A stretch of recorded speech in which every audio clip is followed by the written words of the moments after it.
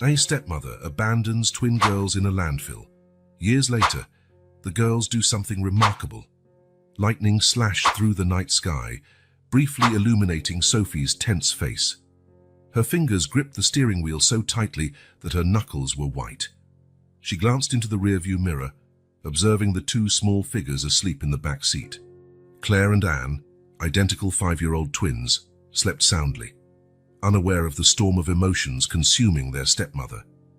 Sophie was 35, but at that moment she felt the weight of a lifetime. Just 3 years earlier, she had been an independent woman with a promising career and dreams of conquering the world. Now she was trapped in a life she had never wanted, caring for 2 children who were not her own.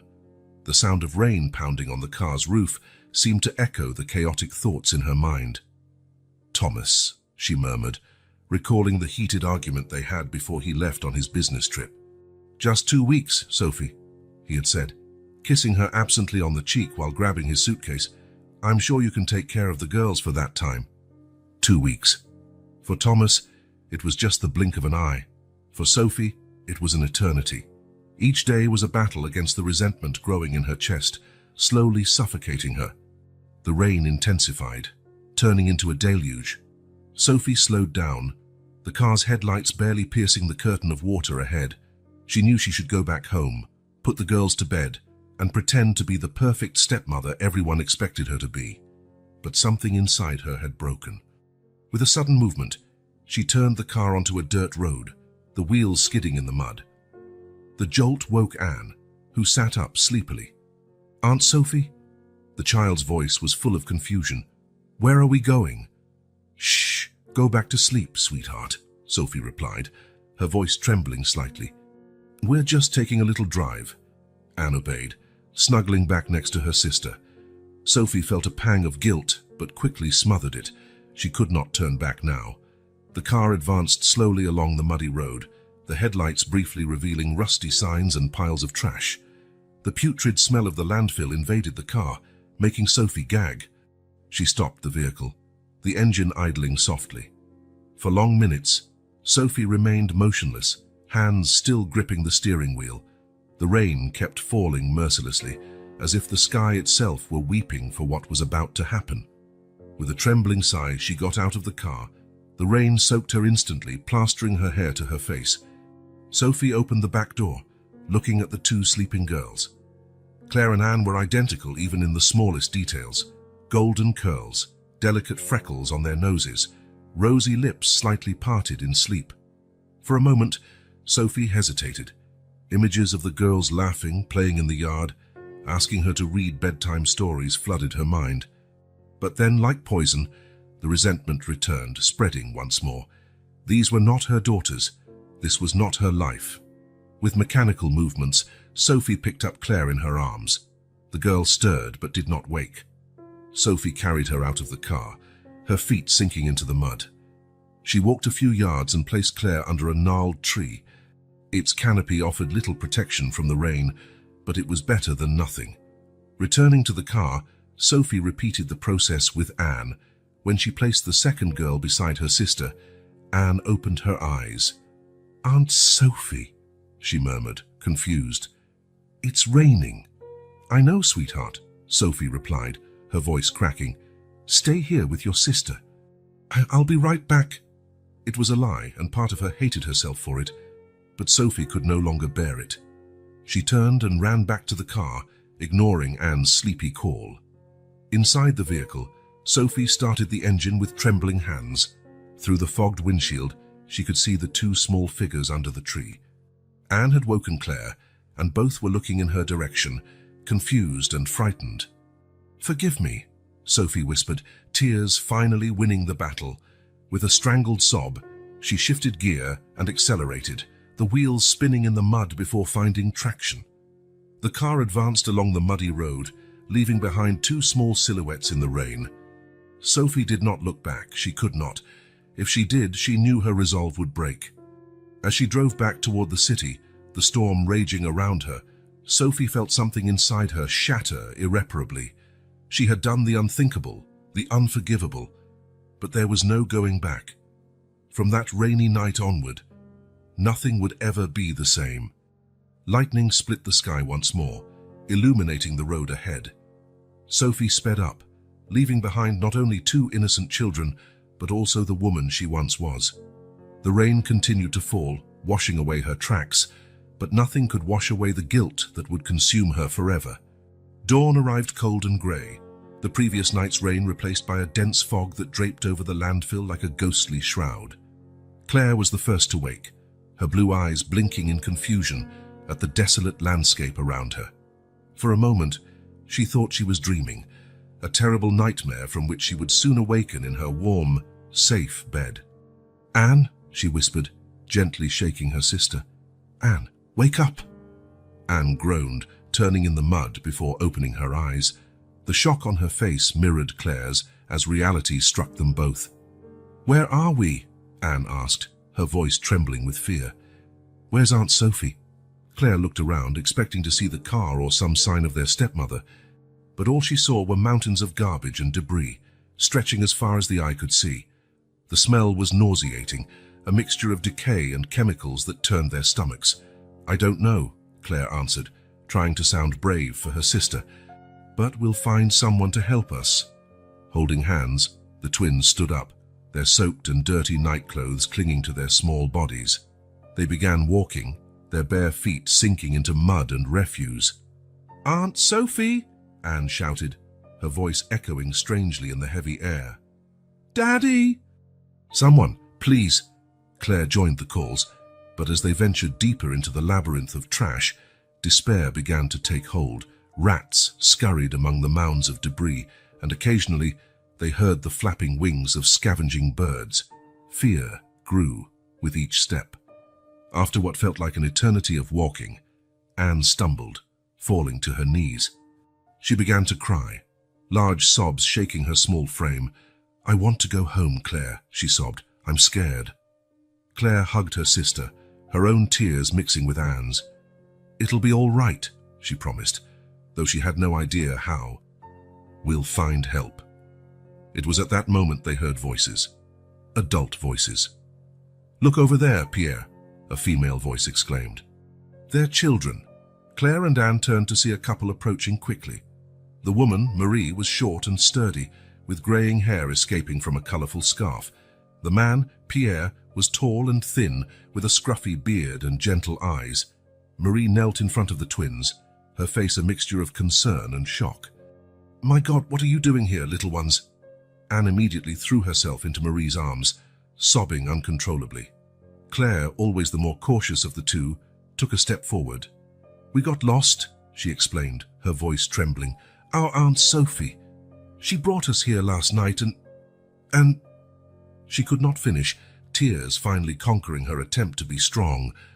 Marie looked at Pierre, a silent understanding passing between them. What would they do with two clearly abandoned children? "We can't leave them here," Marie finally said, her voice firm. "It's far too dangerous." Pierre scratched his beard, conflict evident on his face.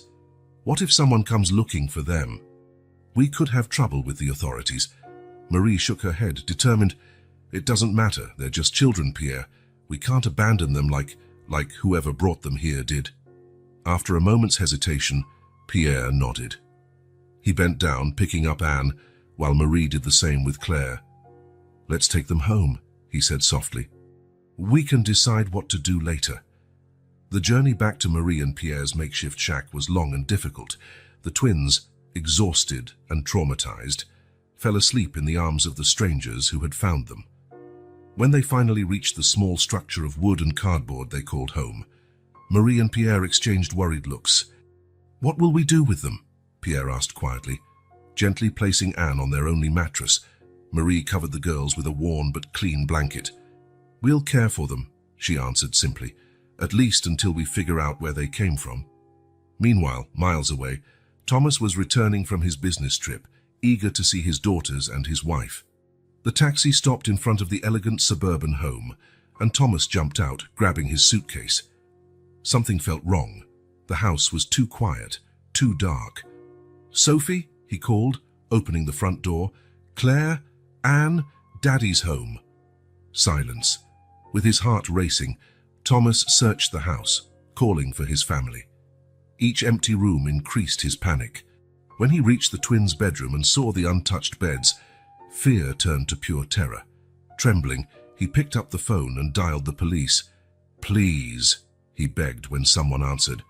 "I need to report a disappearance. My wife and my daughters, they're gone." As the calm voice on the other end asked questions, Thomas collapsed on the floor, tears finally overcoming him. Where were his girls? Where was Sophie? What had happened in his absence? Night fell over the city, shrouding both the luxurious suburb where Thomas waited desperately for news and the humble shack in the outskirts where Claire and Anne slept, exhausted and unaware of the chaos their absence had provoked. Destiny had intertwined these lives in unimaginable ways, and the consequences of that rainy night were only beginning to unfold. The sun had barely risen when Thomas set out on his frantic search. His eyes, red and swollen from a sleepless night, scanned every street, every alley, every park, In his hands were photos of Claire and Anne, their innocent smiles frozen on paper, painfully contrasting with the despair now dominating his life. "Have you seen these girls?" he asked everyone he met, tirelessly. "They're my daughters. Please, help me find them." Meanwhile, miles away, Sophie drove aimlessly, her face marked by tears and remorse. Guilt consumed her like an uncontrollable fire. What had she done? How could she have abandoned two innocent children? With trembling hands, she turned the car around and headed back to the landfill. Daylight made the place look even more desolate. Sophie ran back and forth, shouting the girls' names until her voice failed. "Claire!" "Han!" Her voice echoed, answered only by the oppressive silence of the landfill. There was no sign of the twins. Panic seized her. Where could they have gone? On the outskirts of the city, Claire and Anne woke in a strange environment. Marie and Pierre's shack was cramped and simple, but it was clean and welcoming. The smell of coffee and toasted bread filled the air. "Good morning, little ones." Marie smiled gently, offering them bowls of porridge. "Did you sleep well?" Claire looked suspiciously at the food, but Anne, always more impulsive, took the bowl and began to eat eagerly. "Where is our Aunt Sophie?" Claire asked, her voice small and scared. Marie and Pierre exchanged worried glances. How could they explain the inexplicable to two children? "We don't know, dear," Marie replied softly, "but you're safe here with us until we find your family." Meanwhile, the police had launched an intensive investigation. Detectives searched Thomas's home for clues, interviewed neighbors and reviewed security cameras. "Mr. Thomas," Detective Rodriguez said, his face serious, "we found something you need to see." Thomas followed the detective to the study. On the computer screen, surveillance footage showed Sophie leaving the house in the middle of the night. The twins asleep in her arms. Thomas's world collapsed. No, it can't be," he murmured, incredulous. Sophie would never do that. But the images did not lie. Sophie, the woman he loved, had disappeared with his daughters. The betrayal hit him like a punch to the gut. Determined, Thomas redirected all his energy into finding the girls. Sophie was now secondary. His daughters were all that mattered. Days turned into weeks. Thomas used every resource at his disposal: private detectives, rewards, media appeals. His life and business took a back seat. Nothing mattered except finding Claire and Anne. In the outskirts, the twins slowly adjusted to their new life. Marie taught them to sew, while Pierre showed them how to fix small objects found in the trash.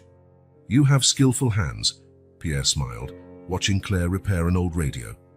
Anne, meanwhile, created beautiful drawings with colored chalk scraps Marie had found. The girls found comfort and security with the couple, but the longing for home persisted. At night, curled up on their makeshift bed, they whispered to each other. "Do you think Daddy is looking for us?" Anne asked. Claire squeezed her sister's hand. "I'm sure he is. He'll find us." Meanwhile, Sophie wandered the streets, a shadow of her former self. Remorse gnawed at her insides. She could not return to Thomas, not after what she had done. She could not face the consequences of her actions. In a moment of despair, she considered turning herself in to the police, but fear paralyzed her. Instead, Sophie disappeared into the city's shadows, becoming just another homeless figure, hiding from her past and from herself. The police investigation continued, but without concrete results. Detective Rodriguez hit dead ends at every turn. "It's as if they vanished into thin air," he said, frustrated, to his partner. "It doesn't make sense." Weeks turned into months. The story of the missing twins gradually faded from the headlines, replaced by new tragedies and dramas. But for Thomas, for Marie and Pierre, and for Claire and Anne themselves, time seemed frozen on that fateful night. Thomas, once a successful businessman, was now a shadow of himself. His relentless search consumed him. He barely ate, barely slept. Every phone call, every email could be the lead that would bring him to his daughters. "I will not give up," he whispered to himself every night, looking at photos of Claire and Anne. "I will never give up on you." In the outskirts, Marie and Pierre faced their own dilemmas. They had grown attached to the girls, but they knew they could not keep them forever. "We should go to the police," Pierre suggested one night after the twins had gone to sleep. Marie sighed, running her hand over her tired face. "And say what? That we found 2 children in the landfill and decided to keep them. They'll accuse us of kidnapping." The fear of losing the girls and facing legal trouble kept them stuck in a painful stalemate. Meanwhile, Sophie lived on the streets, tormented by nightmares and remorse. Every child she saw reminded her of Claire and Anne. Every police siren made her tremble with fear. One night, lying on a park bench, Sophie looked up at the stars and whispered, "Forgive me. Please, let someone have found them. Let them be safe and loved." Fate had woven a complex web, connecting lives in unexpected ways. Thomas in his relentless search. Sophie, lost in her own hell of guilt. Marie and Pierre, torn between love for the girls and fear of the consequences. And at the center of it all, Claire and Anne, 2 little survivors adapting to a world they should never have known. Night fell over the city, enveloping broken hearts and fragile hopes in its dark embrace. The future was uncertain, but one thing was clear: nothing would ever be the same again. Time, relentless in its march, had left its mark on all involved in this story. 5 years had passed since that fateful night, each day bringing subtle yet profound changes. In the outskirts of the city, the sun had barely risen when Claire and Anne, now 10 years old, left the small shack they called home. Their faces, once chubby and innocent, now bore the first signs of the hard life they led. But their identical deep blue eyes still shone with surprising resilience. "Come on, Anne," Claire called, adjusting the worn cap that protected her blonde hair from the sun. "We need to reach the recycling depot before the others." Anne nodded, grabbing her makeshift handcart. The wheels squeaked in protest as she pushed it, starting another day of collecting recyclable materials. As the girls searched through trash cans and piles of refuse, their minds wandered. Claire, always practical, thought about the objects she could fix. Her skill with her hands had become legendary in the community. Old radios, broken toys, even small appliances. Nothing seemed immune to her ability to repair. Anne, on the other hand, saw the world through artistic lenses. Every piece of colored plastic, every discarded scrap of fabric was an opportunity to create something beautiful. Her fingers itched to transform trash into art, giving new life to what others had thrown away. "Look, Claire," Anne exclaimed, holding up a piece of colored glass. "This will be perfect for my mosaic." Claire smiled at her sister, admiring her ability to find beauty even in the toughest circumstances. Meanwhile, miles away in an office once impressive, Thomas stared at a pile of documents with weary eyes. The years of relentless searching had taken their toll. His face, once vibrant and full of life, now bore deep wrinkles and permanent dark circles. "Mr. Thomas," his secretary called softly from the door, "Detective Rodriguez is on the line." Thomas straightened up, a flicker of hope briefly lighting up his dull eyes, but as so many times before, the call brought only disappointment. Another dead end, another lead that went nowhere. Hanging up, Thomas looked at the photo on his desk. Claire and Anne smiled back, frozen in time. How many birthdays had he missed? How many precious moments. "I will not give up," he murmured, touching the photograph with trembling fingers. "I will never give up on you." But reality was cruel. His business, once prosperous, now struggled to stay afloat. Thomas's obsession with finding his daughters had driven away clients and partners. Still, he could not stop. Every cent he earned went to private detectives, rewards, and ads. The girls were all that mattered. Back at the shack, Marie coughed violently, her frail body shaking with the effort. Years of hard work and exposure to the elements had taken their toll. Pierre held her hand, fear evident in his eyes.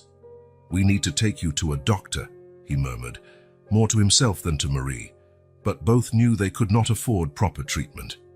And there was always the fear that seeking help would alert the authorities about the girls. The love they felt for Claire and Anne kept them trapped in a cruel dilemma. When the twins returned from their daily collection, they found Pierre trying to make Marie eat some soup. "What happened?" Claire asked, immediately taking on a protective stance. "Nothing, dear." Marie tried to smile, but was interrupted by another coughing fit. Anne approached, her large eyes full of concern. "Can we help? Maybe I can draw something to make you feel better." Marie smiled weakly, touched by the innocent offer. "That would be wonderful, my love." While Anne ran to get her drawing materials, Claire approached Pierre. "It's serious, isn't it?" she asked quietly. Pierre nodded, unable to hide the truth from the perceptive girl. "We're doing the best we can," Claire frowned, her mind already working on solutions. "I'll fix more things," she declared. "We can sell them and get money for medicine." Pierre's heart tightened. The girls were already working so hard. It wasn't fair that they had to carry this burden too. But he knew he could not stop Claire once she set her mind on something. Far away in a dark alley, Sophie huddled under a thin, tattered blanket. Her once silky, well-groomed hair was now tangled and dirty. Her once vibrant eyes were now dull and haunted. Every day was a battle against the remorse that consumed her. Every child she saw on the street made her wonder, could that be Claire or Anne? Had they survived? Guilt was a constant weight, crushing any hope of redemption. Sophie had considered countless times turning herself into the police, confessing her crime. But fear paralyzed her, and so she remained trapped between the desire to atone and the terror of the consequences. In her darkest moments, she found herself murmuring the girls' names like a prayer. "Claire, Anne, forgive me. Please be well. Please be alive." As the day drew to a close at the shack, Claire worked tirelessly on an old radio, determined to make it function again. Anne put the finishing touches on a lovely drawing for Marie, using colorful chalk scraps she had found. Pierre watched the girls with a mix of pride and worry. They had grown so strong, but how long could they maintain this life? How long could they be protected? In Thomas's office, the lights remained on.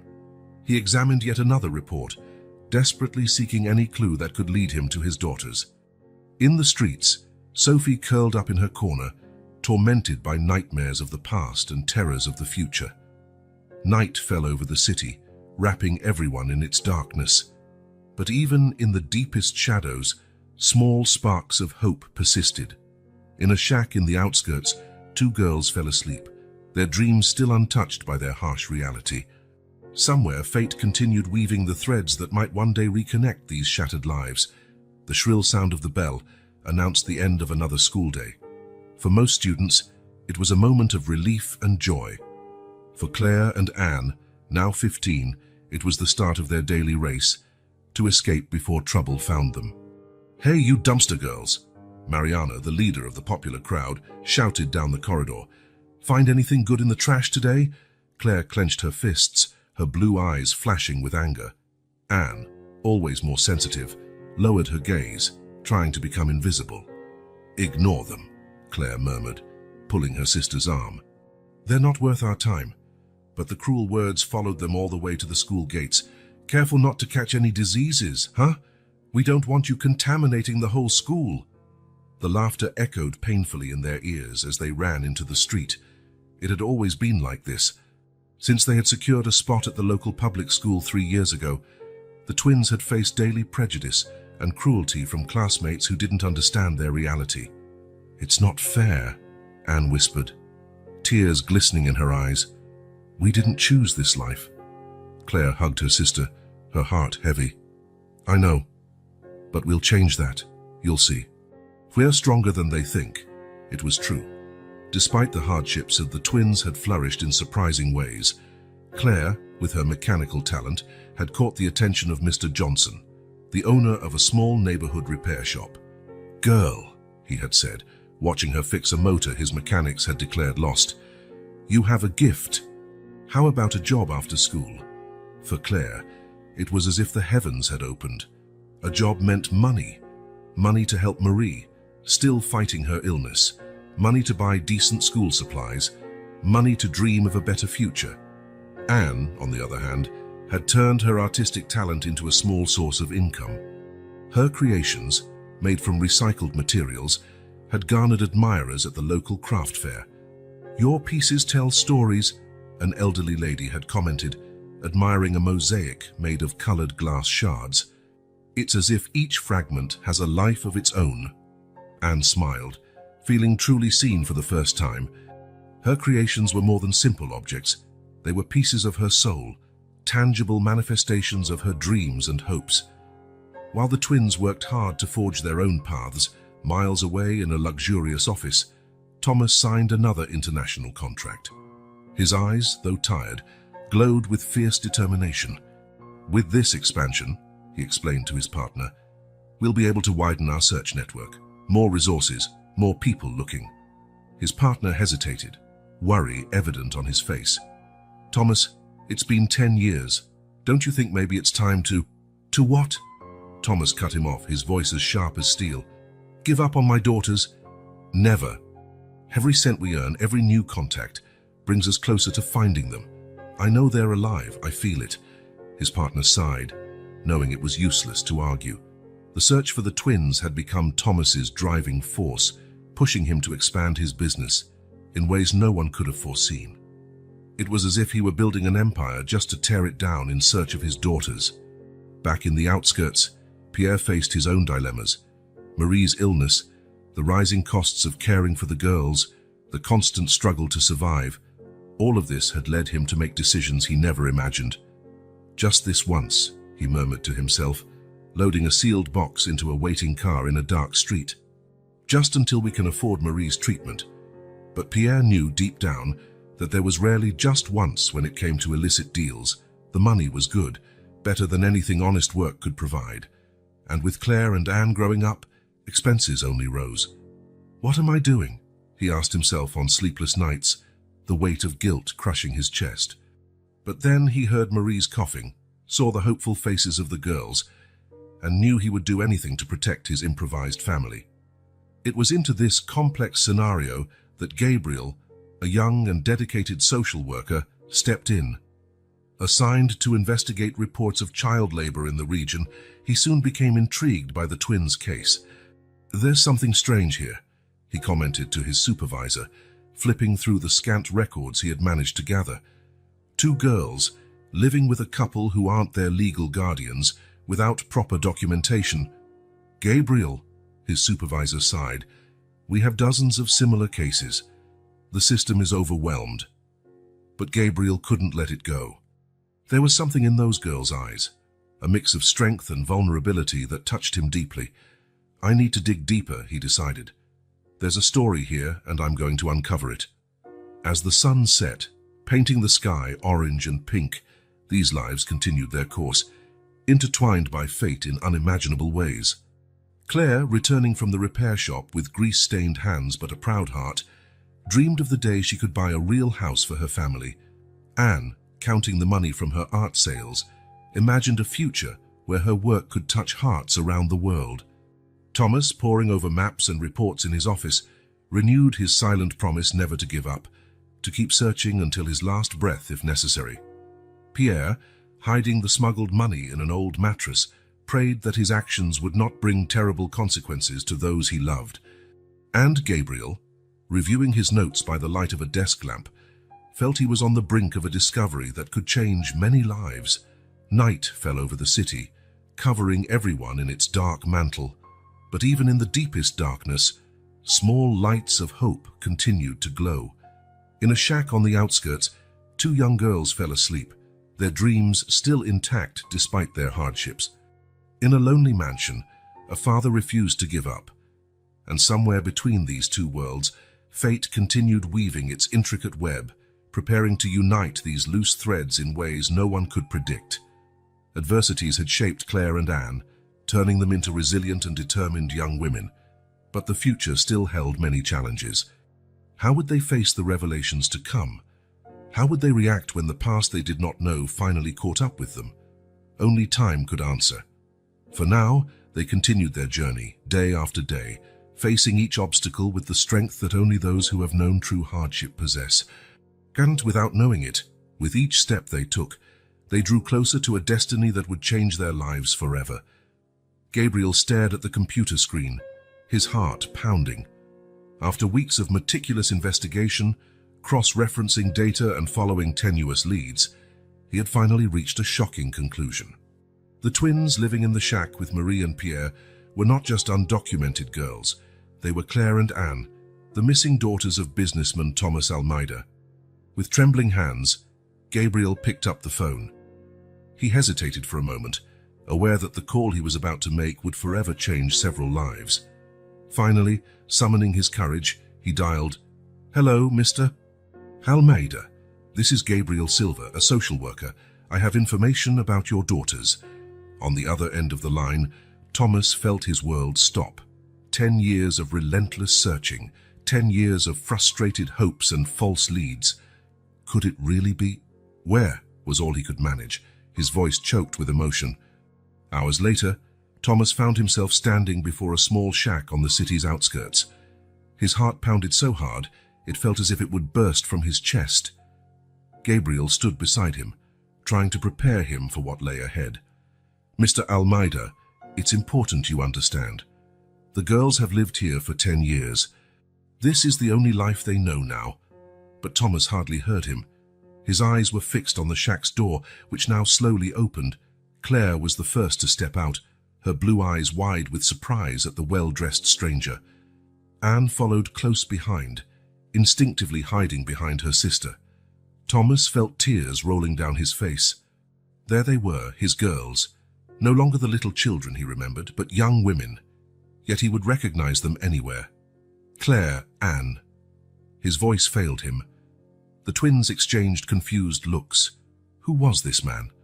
How did he know their names? It was then that Marie appeared at the door, breathless and pale. Her eyes widened at the sight of Thomas, and she knew instantly that the day she had feared had come. "Girls," she said softly, "I think we need to talk."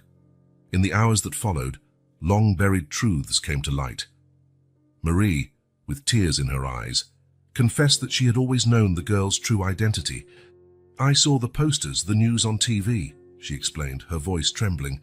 "But you were already ours. We couldn't lose you." Claire and Anne listened in shock, their minds struggling to process the avalanche of information. Thomas was their father. They had another life, a life stolen from them 10 years ago. "Why?" Claire finally asked, her voice laden with emotion. "Why were we abandoned?" Thomas, his heart breaking at the pain in his daughter's voice, tried to explain about Sophie, about the night everything changed.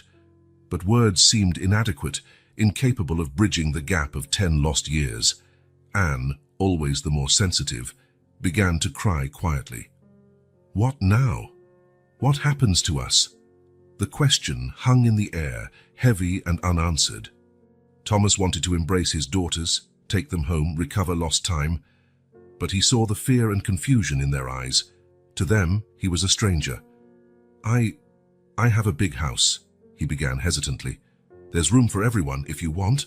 Marie, Pierre, you two." But before anyone could respond, the door burst open. 2 police officers entered, followed by Pierre in handcuffs. "What's happening?" Claire shouted, instinctively placing herself between the officers and Marie. "Pierre Souza, you're under arrest for involvement in a smuggling ring," one of the officers announced coldly. Chaos erupted in the small shack. Marie collapsed, sobbing uncontrollably. Anne shrank into a corner, overwhelmed by everything. Claire, always the protector, tried simultaneously to comfort Marie and demand explanations from the officers. Thomas watched the scene, feeling utterly powerless. This was not the reunion he had dreamed of for 10 long years. Gabriel, realizing the situation was spiraling out of control, tried to intervene. "Please, everyone calm down. We can resolve this in a civilized manner." But emotions were running high. Years of secrets, lies, and pain exploded all at once, leaving everyone stunned and vulnerable. Meanwhile, miles away, in a small shelter for the homeless, Sophie served soup to those in need, as she did every night for years. It was her form of penance, a desperate attempt to atone for her sins. That's when she heard, coming from a small TV in the corner. Breaking news: the Almeida twins, missing for 10 years, were found living on the city's outskirts. Businessman Thomas Almeida reunited with his daughters today. The soup ladle slipped from Sophie's trembling hands, shattering on the floor. Her world spun. Claire and Anne were alive. Thomas had found them. "My God," she whispered, staggering backward. "What have I done?" Back at the shack, the situation finally began to calm down. Pierre had been taken away, leaving behind a devastated Marie and 2 teenage girls in shock. Thomas, gathering all his courage, approached his daughters. "I know this is a lot to take in," he said softly. "I don't expect you to accept me as your father right away. I just ask for a chance to know you, to be part of your lives." Claire and Anne exchanged glances. 10 years of living in poverty, fighting daily for survival, had made them cautious. But there was also a spark of curiosity, a repressed desire to know their origins. Can we think about it?" Claire finally whispered. Thomas nodded, his heart breaking a little more, but understanding the need to give his daughters space. "Of course. Take all the time you need. I'll be here waiting." As night fell over the city, lives once separated by a decade began the painful process of reconnection. In the small shack, Claire and Anne held each other, seeking comfort as always. Marie wept silently, fearing the uncertain future. Thomas, sitting in his luxurious car parked on the street, looked at a faded photo of 2 smiling little girls, barely believing he had finally found them. And in a distant shelter, Sophie faced the demons of her past, knowing it was only a matter of time before the whole truth came to light. Fate had intertwined these lives in unimaginable ways, and now finally, the knots were starting to unravel. What did the future hold for this shattered family? Only time would tell. But one thing was certain: nothing would ever be the same again. The lawyer's office was silent, except for the soft hum of the air conditioning and the occasional clink of a coffee cup being set down. Thomas, with deep, dark circles under his eyes, listened intently as his lawyer explained the legal process ahead. "It will be a difficult battle, Mr. Almeida," Dr. Mendez warned. "Technically, the girls were abducted, but they've lived with Marie and Pierre for 10 years. There are strong emotional ties there." Thomas nodded, his heart heavy. "I understand, but they're my daughters. I want to give them the life they always should have had." Meanwhile, back at the shack, Claire and Anne faced their own emotional turmoil. Sitting on the narrow bed they shared, the twins spoke in hushed tones, trying to process the revelations of recent days. "What do you think?" Anne asked, her voice trembling slightly. "About him, our father." Claire sighed, running a hand through her hair in frustration. "I don't know, Anne. He seems nice, rich. He could give us a better life, I guess." "But what about Marie?" Anne protested, tears shining in her eyes. "She raised us all these years. We can't just abandon her." The dilemma weighed heavily on both of them. Loyalty to Marie, the woman who had raised and loved them, clashed with the possibility of a life they had never imagined possible. In the tiny kitchen, Marie coughed violently again, her frail body shaking. Her already precarious health seemed to worsen each day since Pierre's arrest. The stress of recent weeks took its toll. Claire jumped up the moment she heard the cough, running to help. "Marie, you need to rest," she insisted, guiding the older woman back to bed. Marie smiled weakly, caressing Claire's face. "My strong girl," she murmured. "Don't worry about me. You two need to think about your future now." Marie's words, though spoken with love, only increased the weight of the decision facing the twins. Gabriel, the social worker, did his best to navigate these turbulent waters. He spent hours in meetings trying to find a solution that met everyone's needs. The girls need stability, he argued during a meeting with Thomas and his lawyers. An abrupt transition could be traumatic. We need a gradual plan. Thomas reluctantly agreed. Every fiber of his being wanted to bring Claire and Anne home immediately. But he knew Gabriel was right. After 10 years, he couldn't just uproot them from the only life they knew. Meanwhile, in a small rented apartment across town, Sophie lived her own personal hell. Since hearing of Thomas's reunion with the twins, she could barely eat or sleep. "Should I turn myself in?" she murmured to herself, pacing the tiny apartment.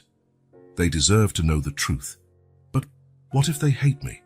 The fear of rejection battled the desire for redemption. Sophie knew that eventually the truth would come out, but the courage to face the consequences of her actions seemed always out of reach. Back at the shack, Claire and Anne decided to take matters into their own hands. With Gabriel's help, who provided them with some documents and basic information, the twins began to investigate their past. "Look at this," Claire said, pointing to an old newspaper photo. "That's us, with Thomas, and that must be Sophie." Anne studied the image, her eyes fixed on the smiling face of the woman who had abandoned them. Why did she do it? Why leave us in that landfill? It was the question that haunted everyone, and one for which no one seemed to have a satisfactory answer. As days passed, the legal battle intensified. Thomas, determined to regain custody of his daughters, faced resistance from a system that questioned his ability to care for two teenagers after so many years of separation. "They need stability, routine," argued the social defense lawyer. "Mr. Almeida is practically a stranger to them." But Thomas did not give up. He hired the best lawyers, presented detailed plans on how he would integrate the girls into his life, even offered to buy a house for Marie near his mansion. "I'll do whatever it takes," he declared firmly during a hearing. "They are my daughters, and they deserve the best I can offer." Claire and Anne watched it all with a mixture of fascination and apprehension. The idea of a life of comfort and opportunity was tempting, but the fear of the unknown was equally powerful. "What if we don't adapt?" Anne whispered to Claire one night. "What if he realizes we're not the perfect little girls he remembers?" Claire hugged her sister, feeling the weight of the responsibility she always carried. "We'll stay together, no matter what," she promised. "I've always taken care of you, and I always will." As the case garnered media attention, the pressure on all involved increased. Marie, already weakened by illness and Pierre's absence, struggled to remain strong for the girls.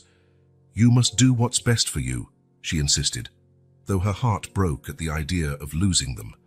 "Don't worry about me." But how could the twins not worry? Marie was the only mother they truly knew, the woman who had loved and protected them for a decade. Gabriel, seeing the stress the situation caused everyone, especially the twins, proposed a temporary solution. "What about a transition period?" he suggested. The girls could spend a few days a week with Thomas while keeping regular contact with Marie. It would give everyone time to adjust gradually. The proposal was met with caution, but also a glimmer of hope. It was a chance to build bridges between two worlds that seemed irreconcilable. Meanwhile, Sophie continued her internal struggle. Each piece of news about the case, each photo of the twins in the papers, felt like a knife in her heart. She knew her silence only made things worse, but fear paralyzed her. "They're better off without me," she tried to convince herself. Telling the truth now would only cause more pain. But deep down, Sophie knew the truth always finds a way. It was only a matter of time before her past caught up with her. As this chapter closed, the lives of all involved remained in a delicate balance. Thomas, determined to reclaim his daughters. Marie, fighting illness and fearing the loss of her adopted family. Claire and Anne, torn between two worlds, trying to find their place. And Sophie, hidden in the shadows, carrying a secret that could change everything. The future was uncertain, but one thing was clear: the battles, both legal and emotional, were far from over. The path to healing and reconciliation would be long and difficult, but perhaps, just perhaps, There was hope on the horizon. The sun had barely risen when Claire slipped out of the shack, determination shining in her blue eyes. Weeks of careful investigation had led her to this moment. Heart pounding, she headed for the public library, where she had spent hours searching old newspapers and online records. Meanwhile, Anne, always more compassionate, had decided to help at a local shelter. "We need to give something back," she told Claire. "We were lucky to have Marie and Pierre. Not everyone has that chance." This morning, Anne was ladling soup to those in need, her gentle smile brightening the shelter's somber atmosphere. That's when her eyes fell on a middle-aged woman with graying hair and a haunted look. "Are you okay, ma'am?" Anne asked, noticing how the woman's hands trembled as she held the bowl of soup. Sophie, for it was her, looked up and froze for a moment. It was like seeing a ghost, a younger version of herself. I'm fine," she stammered, quickly looking away. Anne, intrigued by the woman's reaction, decided to sit beside her. "Want to talk? Sometimes it helps." While Anne unknowingly approached her past, Thomas faced a different battle. He had called a meeting with Marie and Pierre, recently released on bail, at his lawyer's office. "I want the truth," Thomas demanded, his voice trembling with contained emotion. "How did you find my daughters? Why didn't you return them?" Marie, pale and visibly shaken, began telling the story of that fateful night at the landfill. Pierre, holding her hand, occasionally added details. As the truth emerged, Thomas felt a mixture of gratitude and anger. Gratitude that they had saved and cared for his daughters. Anger that they had denied him 10 years of fatherhood. "You had no right," he finally said, tears streaming down his face. "No," Marie agreed softly. "But love doesn't always follow rules, Mr. Almeida. We loved them as if they were our own." While this difficult conversation unfolded, Claire made a shocking discovery at the library. Hidden among piles of old newspapers, she finally found the missing piece of the puzzle.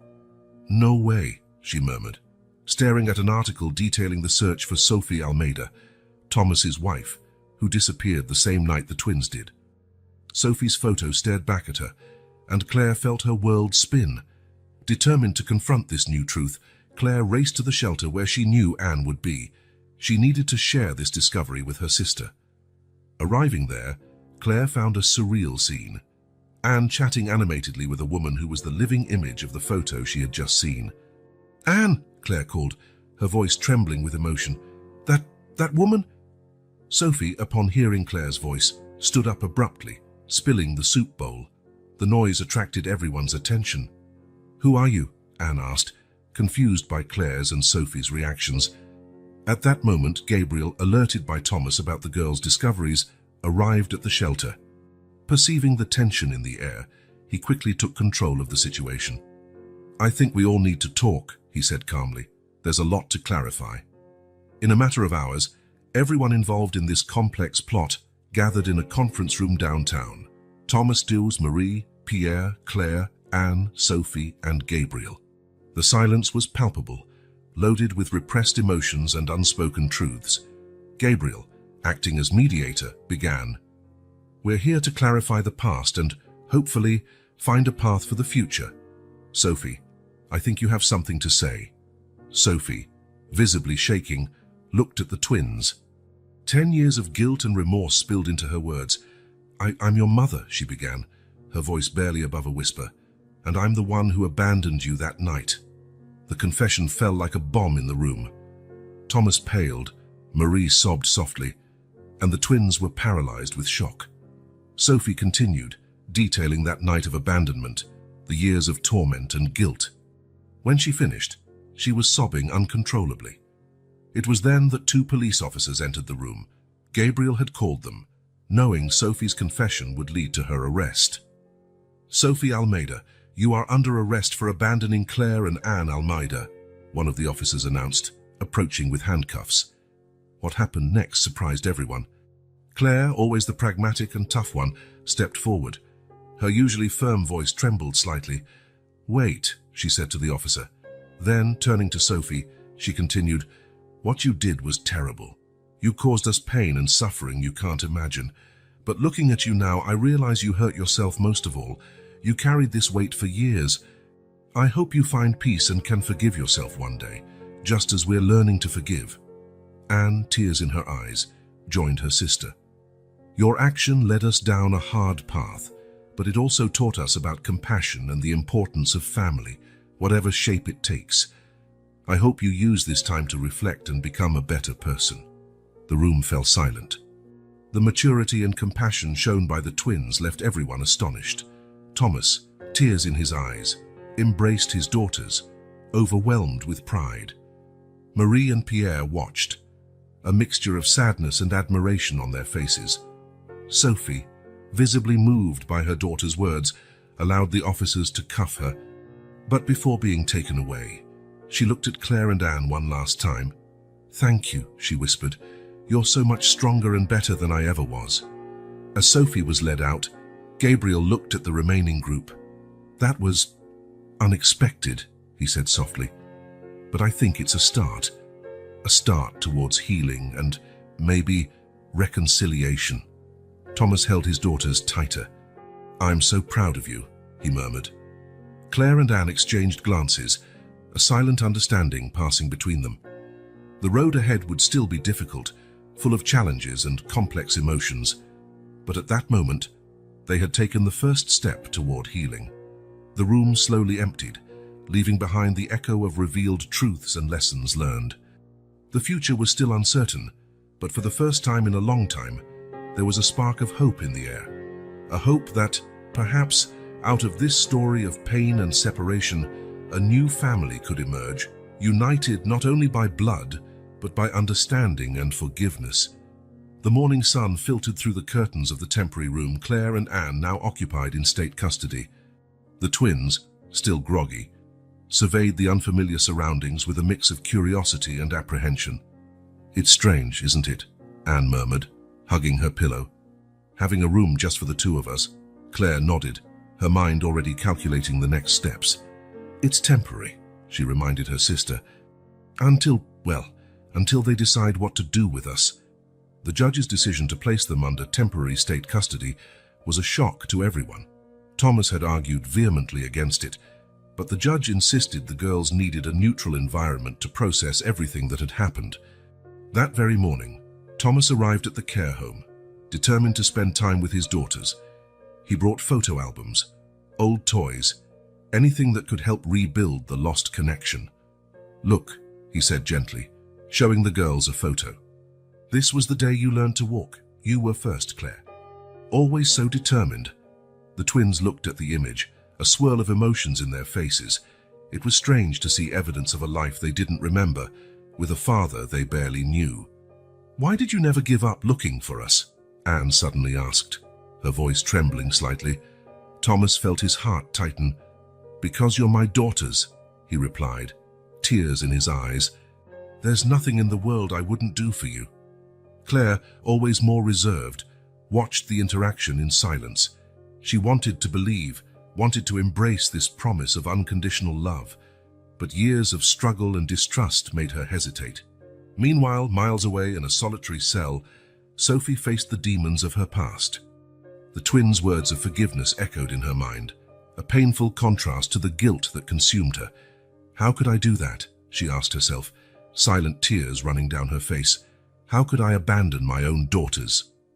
The prison psychologist, Dr. Oliver, worked tirelessly with Sophie, helping her navigate the turmoil of emotions. "Regret is the first step, Doctor," Oliver reminded her gently. "Now we need to focus on how you can redeem yourself, even from a distance." Sophie nodded, determined to do whatever it took to earn her daughter's forgiveness. In the city, the hospital was in upheaval. Marie had been rushed to the hospital, her health deteriorating rapidly. Pierre, recently released after serving a reduced sentence, rushed to Marie's side. "I'm here, my love," he whispered, holding her frail hand. "We'll get through this together." When news reached the twins, it was like a punch to the stomach. Marie, the only mother they truly knew, was fighting for her life. "We need to see her," Claire insisted, her normally calm voice now filled with urgency. Gabriel, ever the silent guardian, quickly arranged a hospital visit. Thomas, seeing the desperation in his daughter's eyes, offered to drive them. In the hospital room, the constant beep of heart monitors filled the air. Marie, pale and weak, opened her eyes upon hearing the girls' voices. "My little ones," she whispered, a weak smile lighting her tired face. Anne immediately ran to embrace her, tears flowing freely. Claire, trying to remain composed, held Marie's other hand. "You'll get better," Claire said firmly, as if she could make it true by sheer will. Thomas watched from the corner of the room, his heart aching. He could see the deep love between Marie and the girls, a painful reminder of the years he had lost. Pierre, noticing Thomas's presence, approached him hesitantly. "Thank you for bringing them," he said softly. "It means a lot to Marie, and to me." The two men exchanged a look of mutual understanding. Both loved the girls, both wanted what was best for them. Perhaps, they realized, they didn't have to be enemies on this journey. In the weeks that followed, Claire and Anne began therapy sessions with Dr. Renata, a psychologist specializing in childhood trauma. "How do you feel about having so many parental figures in your lives now, Doctor?" Renata asked gently during a session. Anne bit her lip, thoughtful. "It's confusing," she admitted. "Thomas, Dad, he tries so hard, and I want to let him in, but we're scared," Claire finished, surprising everyone with her sudden honesty. "What if he gives up on us?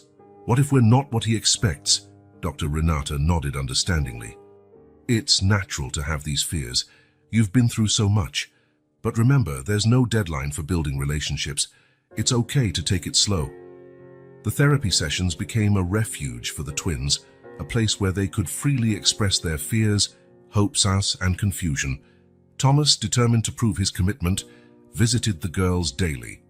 He brought stories of their childhood, shared memories from when they were little, and most importantly, he listened. He listened to their lives with Marie and Pierre, to their dreams and fears. Slowly, almost imperceptibly, barriers began to fall. A smile here, a hesitant hug there. Small moments of connection that fueled Thomas's hope. In prison, Sophie worked tirelessly on her rehabilitation. She began writing letters to her daughters, letters she might never send, but which helped her process her feelings and remorse. "My dear Claire and Anne," she wrote one night, tears staining the paper, "there are not enough words to express my regret. But I promise you, and myself, that I will spend the rest of my life trying to be someone worthy of your forgiveness." In the hospital, Marie fought bravely, her determination fueled by love for the girls she had raised. Pierre was by her side constantly, determined to right past wrongs and be the support she needed. Claire and Anne visited whenever they could, bringing drawings, flowers, and most importantly, their love and gratitude. As days passed, a new dynamic began to form. Thomas, Pierre, and Gabriel formed an unlikely alliance, all united by the desire to provide stability and love for the twins. "They need all of us," Gabriel observed during a meeting. "Each of you has an important role in their lives." Slowly, painfully, the bonds began to rebuild. They were not perfect, they were full of scars and doubts, but they were real and grew stronger each day. One night, as Thomas drove the twins back to the care home after a visit to Marie, Anne surprised everyone by timidly asking, Could we see your house someday? Where we used to live?" Thomas felt his heart leap. "Of course," he replied, struggling to contain the emotion in his voice. "Whenever you're ready." Claire, in the back seat, remained silent, but Thomas noticed a small smile on her lips through the rearview mirror. It was a small step, but significant. The road ahead was still long and uncertain, but for the first time in a long time, there was genuine hope that this fragmented family could one day become whole again. The smell of freshly brewed coffee filled the kitchen of the Almeida's mansion as Claire came down the stairs, her blonde hair tied in a messy ponytail. She found Thomas already at the table, reading the newspaper with a steaming mug beside him. "Good morning, Dad," she murmured, still getting used to the word that, a year ago, had felt so strange on her tongue. Thomas looked up, a warm smile lighting his face. "Good morning, sweetheart. Ready for another day at the workshop?" Claire nodded, a spark of enthusiasm in her eyes. In the past months, she had found her place in Thomas's company, transforming a once-abandoned workshop into a small innovation center. "I'm almost done with the prototype of the new filtration system," she commented, filling her own mug. "If it works, it could revolutionize water treatment in underprivileged communities." Thomas felt a surge of pride. Claire had inherited not only his aptitude for business, but also a genuine desire to make a difference in the world. Upstairs, Anne was absorbed in her own creative universe. Her room, once impeccably tidy, was now an organized chaos of recycled materials, paints, and tools. "Anne," Thomas called softly, knocking on the slightly open door, "breakfast is ready." Anne looked up from her artwork, paint stains on her face. "Just one more minute, Dad. I'm almost done with this piece for the exhibit." Thomas entered the room, marveling at the transformation Anne had created. From discarded plastic, metal, and glass, she had constructed stunning sculptures that told stories of resilience and renewal. "It's incredible," he commented, admiring a particularly striking piece that seemed to capture the essence of their family's journey. "You have a gift, Anne." Anne blushed at the compliment, still adjusting to the idea of having a father who supported her dreams without question. As the twins prepared for their respective days, Thomas reflected on the year that had passed. It had been an emotional roller coaster, full of challenges, tears, and gradually, genuine moments of joy. The transition had not been easy. There were nights of nightmares, days of tense silence, and moments when Thomas feared he would never truly connect with his daughters. But with patience, therapy, and unwavering love, they had slowly built a new family dynamic. Thomas adjusted his work schedule, prioritizing time with the girls. Family dinners became sacred, as did weekend adventures, exploring the city, or simply spending the day watching movies at home. In his company, Thomas found new purpose. Inspired by Claire's project, he redirected part of his company's resources into social and environmental initiatives. "Let's make a difference together," he had told Claire when she first presented her idea. The proud smile on her face was worth more than any million-dollar contract. Meanwhile, miles away, in a small apartment adapted for her medical needs, Marie watched the sunrise, a cup of hot tea in her trembling hands. Her recovery had been slow and difficult, but the determination to see her girls thrive kept her fighting. Although she could no longer care for them daily, Marie took comfort in their regular visits and long phone calls. Pierre entered the room, carrying a tray with breakfast. His time in prison had changed him, making him kinder and more thoughtful. "The girls called last night," he said, sitting beside Marie. "Anne is nervous about the exhibition." Marie smiled, her eyes shining with maternal pride. "She'll do wonderfully. I always knew that girl had an artist inside her." Though the family dynamic had changed drastically, Marie and Pierre remained an important part of the twins' lives. Thomas, overcoming his initial resentment, recognized the crucial role the couple had played. Now they formed a unique extended family, united by their love for the twins. In the state prison, Sophie faced another day of her sentence with renewed determination.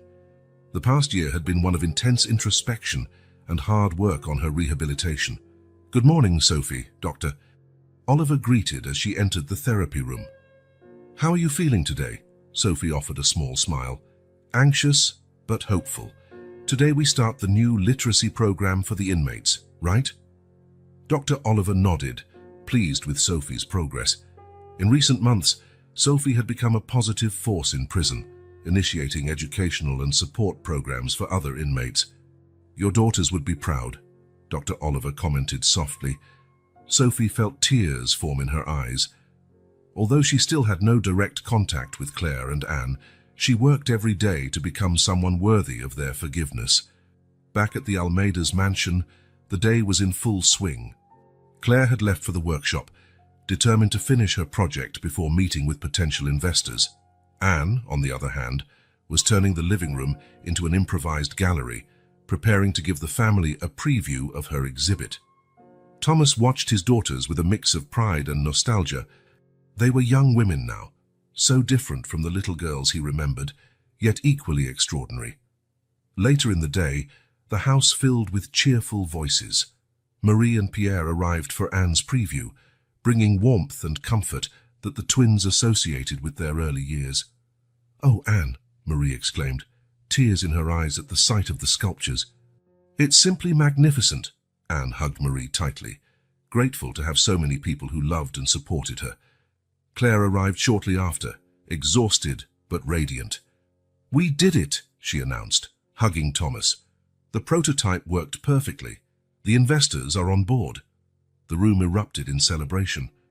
Thomas embraced his daughters, amazed at the incredible women they had become. As the family gathered for a celebratory dinner, Thomas could not help but think about how their lives had changed. A year ago, they were strangers united by blood and trauma. Now they were a real family, with all the complexities and joys that implied. The twins still had their moments of doubt and fear. The trauma of their past had not completely disappeared. But with each day, each small victory, they grew stronger. Claire found purpose in using her intellect and skills for good, and discovered that her art could not only heal her own heart but also touch others. Thomas learned to be not just a provider, but a present and loving father. Marie and Pierre, though no longer the primary guardians, remained pillars of support and love. And Sophie, even behind bars, was slowly rebuilding her life and seeking redemption. As night fell and the house grew quiet, Thomas found the twins on the porch, gazing at the stars. "I am so proud of both of you," he said softly, joining them. Claire and Anne smiled, linking their arms with his. "Thank you for not giving up on us," Claire murmured. "Thank you for giving us a home," Anne added. Thomas felt his heart overflow with love. The journey had been long and difficult, but there, under the stars, with his daughters at his side, he knew every challenge had been worth it. The future still held difficulties, but now they would face them together, as a family.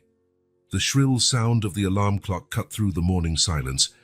Claire and Anne, now 18, awoke almost simultaneously, exchanging nervous glances. It was their first day at Crownfield Academy, an elite institution Thomas had carefully chosen. "Ready?" Claire asked, her voice betraying a slight tremor. Anne nodded, though her stomach was tied in knots. "As ready as we'll ever be." Downstairs, they found Thomas in the kitchen, preparing an elaborate breakfast. "My college girls!" he exclaimed, his broad smile barely concealing his own anxiety. Breakfast passed in tense silence, each lost in their own thoughts. The twins, despite their intelligence and talents, feared they wouldn't fit into this new world of privilege and high expectations. Upon arriving at the Academy's imposing gates, Claire and Anne hesitated. "Remember," Thomas said softly, "you're extraordinary. Don't let anyone tell you otherwise." With one last hug, the twins stepped inside, facing curious stares and whispers from other students. Meanwhile, Thomas headed to the office, his mind already turning to the problems awaiting him. An unexpected crisis had arisen. One of his biggest international contracts was at risk of cancellation. "Sir," his assistant intercepted him as he entered. "The board is demanding an emergency meeting. They're talking about drastic cuts to compensate for potential losses." Thomas felt the weight of the world on his shoulders. He had promised himself and the girls that he would be more present, not let work consume his life again. But now everything he had worked for was on the line. At Crownfield Academy, Claire found herself captivated by a lecture on environmental engineering. The professor, Dr. Green, spoke passionately about innovative solutions to global problems. "That," Claire thought, feeling a surge of enthusiasm, "is what I want to do." Anne, meanwhile, was in the art class, lost in her own world as she worked on a project. Her teacher, Mrs. Oliver, observed with growing admiration.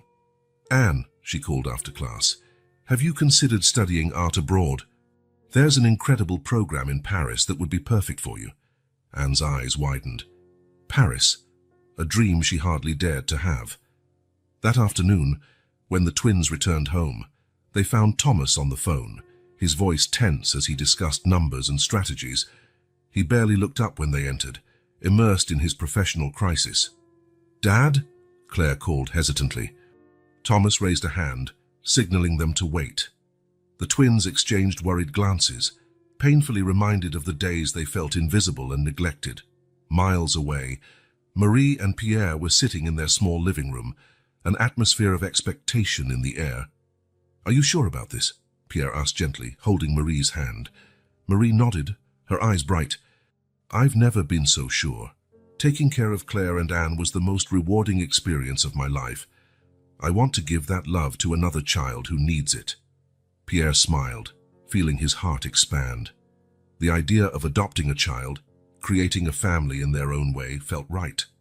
Meanwhile, in a small room at a rehabilitation center, Sophie faced her reflection in the mirror. Today was the day. After years of incarceration and intensive therapy, she was being released. "Remember," Dr. Oliver said gently, "take it slow.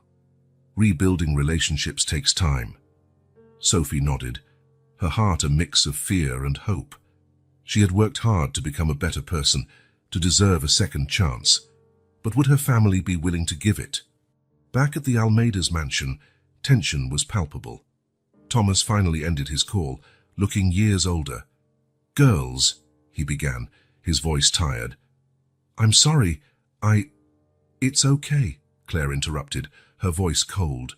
"We're used to not being a priority." Thomas felt as if he'd been punched. "No, that's not it. It's just that—" "Paris!" Anne exclaimed suddenly, unable to contain her excitement any longer. "Mrs. Oliver thinks I should apply to an art program there."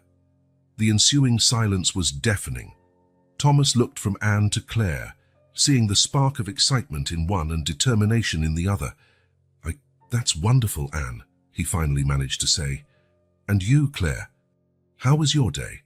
Claire hesitated, then talked about the environmental engineering lecture, her enthusiasm growing as she explained. Thomas listened, feeling a mixture of pride and fear. His daughters were growing up, finding their own paths. But what if those paths led them away from him again? The doorbell interrupted his thoughts. Thomas opened the door and froze at the sight of who stood outside. Sophie stood there, looking smaller and more fragile than he remembered, but with a determination in her eyes he recognized. "Hello, Thomas," she said softly. May I speak to the girls?" The world seemed to stand still. Thomas looked at Sophie, then at his daughters, who watched the scene with wide eyes. In that moment, all the challenges, the elite school, the business crisis, dreams of Paris and environmental engineering, seemed to diminish compared to this new emotional territory. How would they navigate this new chapter? Only time would tell. But one thing was certain: their family's journey was far from over. The morning sun illuminated the central park of the city, where dozens of volunteers bustled about, setting up booths, organizing donations, and adjusting sound equipment.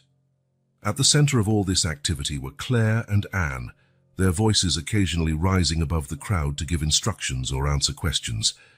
"Are you sure we put up enough banners?" Anne asked, her eyes scanning the area anxiously. Claire smiled, placing a reassuring hand on her sister's shoulder. "It's perfect, Anne. It's all going to be fine." The charity event for homeless children was the culmination of months of careful planning. The twins had devoted themselves body and soul to this project, determined to give back to the community and make a difference in the lives of children who, like them, had faced hardship. Thomas arrived shortly after Rice, carrying boxes of supplies. His face showed a mix of pride and anxiety. "Girls, you've done an incredible job here," he commented, looking around in wonder. The twins exchanged smiles. After recent challenges, this project had become a way for the family to reconnect, uniting them in a common purpose. It wasn't long before Marie and Pierre arrived, bringing a group of children from the local orphanage, where they had begun volunteering. "Look at this," Marie exclaimed, her eyes shining with emotion. "You two are simply amazing." The twins ran to hug Marie and Pierre, the familiarity and affection evident in every gesture.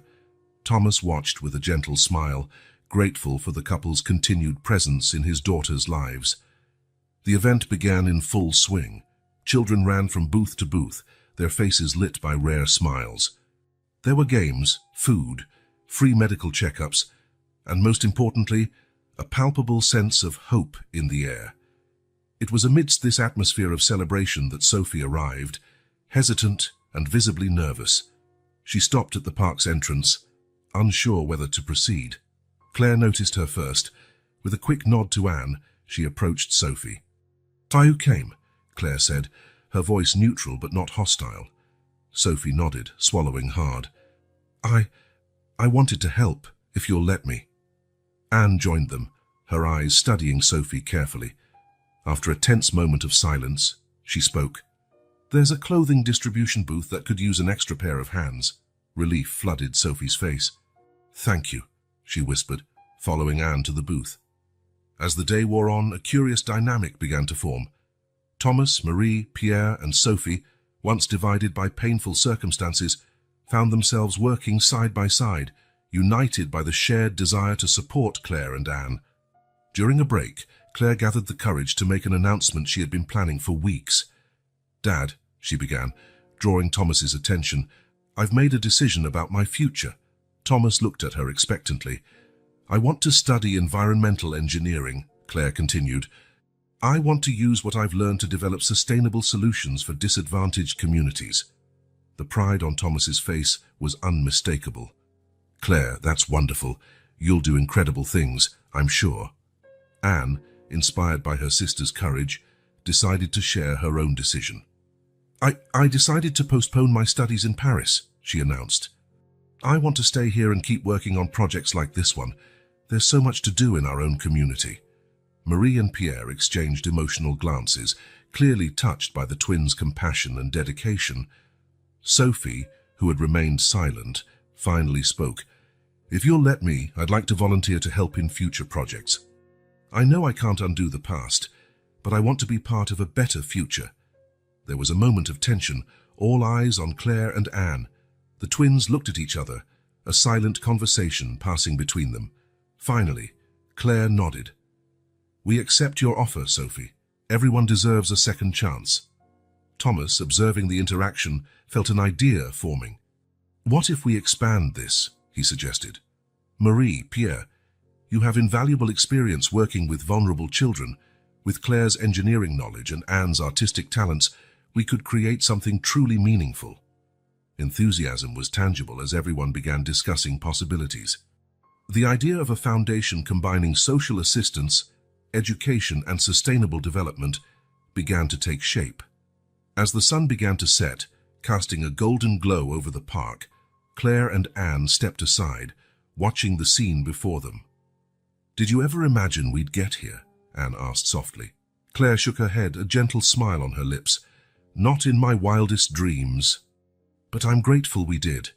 The sisters linked arms, feeling the weight of their years of struggle, pain, and, finally, healing. The future that stretched out before them was bright, full of possibilities, and, more importantly, filled with love. As they returned to join their newly expanded and reconciled family, Claire and Anne knew that whatever the future held, they would face it together, stronger than ever. The rising sun painted the sky in shades of pink and gold, illuminating the modern facade of the building housing the New Pathways Foundation. At the entrance, a colorful mosaic made from recycled materials displayed the foundation's logo, two intertwined hands forming a heart. Claire, now 20, walked through the glass doors, her determined footsteps echoing in the lobby. 2 years had passed since the charity event in the park, and the dream born that day had flourished beyond their wildest expectations. "Good morning, Mrs. Claire." The security guard greeted her warmly. Claire returned the smile, remembering how this man, once homeless, was one of the first beneficiaries of the Foundation's programs. On the 3rd floor, she found her sister Anne leaning over a large drawing table, surrounded by enthusiastic children. "And so," Anne explained, her eyes shining with passion, "we can turn something that would have been thrown away into a unique work of art." The children watched in awe as Anne demonstrated how to create a sculpture from plastic bottles and other recycled materials. Claire observed for a moment, her heart overflowing with pride. Anne had found her calling, using her art not only to create beauty but to inspire and educate. "Anne," Claire called softly, not wanting to interrupt, "the meeting starts in 10 minutes. Anne nodded, bidding the children a fond farewell before following her sister to the conference room. Inside, Thomas was already seated at the head of the table, reviewing documents. Seeing his daughters enter, his face lit up with a smile. "Good morning, my stars," he greeted them warmly. Marie and Pierre arrived soon after, bringing the aroma of fresh coffee and croissants. "We thought everyone could use a boost," Marie explained, distributing the treats. Pierre, now the logistics director of the foundation, began a presentation on new recycling projects in underprivileged communities. "Thanks to the system Claire developed," he explained, projecting graphs onto the screen, "we increased collection efficiency by 40% last quarter." Claire blushed slightly at the praise.